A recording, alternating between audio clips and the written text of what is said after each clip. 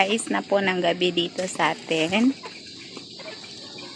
Binibisita po natin ang ating mga kambing, mga ka-farmers, kasi pag dumating na sila dito sa may kubo, pinapainom ko po sila ng tubig. So, ayan po sila. Ito po yung baby kambing natin, mga ka-farmers. Then, yung iniinom nila ngayon ay Copramil at tubig, mga ka-farmers.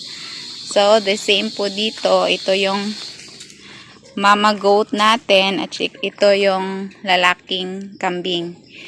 So, ngayon, pupuntahan na naman natin ang ating babuyan, mga ka-farmers. Bibisitahin po natin ang ating mga baboy.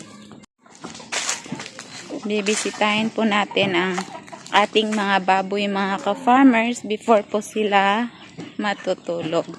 So, yan po yung routine natin tuwing hapon.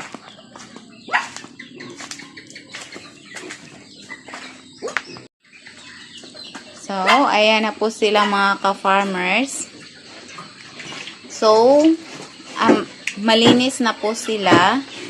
Nakagat-kagat niya po yung pintuan, mga ka-farmers. Ayan. Before sila matutulog, nililinis ko po yung kulungan nila, mga ka-farmers, at pinapaliguan po sila. Ayan. Din yung mga biik natin dito, ready to sleep na. Nililinis ko din yung kulungan nila, mga ka-farmers. Ayan. So, yun po talaga yung ginagawa namin dito sa aming babuyan, mga ka-farmers, na before po sila matutulog, nililinis po yung kulungan nila. Itong bagong bili ko na biik, mga ka-farmers, basa po yung dumi niya kasi na-overfeed ko po, kaya nireduce ko po yung pagkain niya, mga ka-farmers. So, sa mapapansin nyo, yung kulungan natin, mga ka-farmers, lahat ng kwarto dito merong ilaw. Ayan. So, pati dito, mga ka-farmers.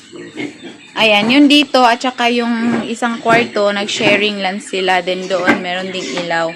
Yung reason natin kung bakit nilalagyan po ng ilaw ang lahat ng kulungan, mga ka-farmers, ay para hindi po lamukin ang ating mga baboy. So, effective po yan, mga ka-farmers. That's why merong mga hog raisers na nagrereklamo na marami daw lamok yung babuyan nila.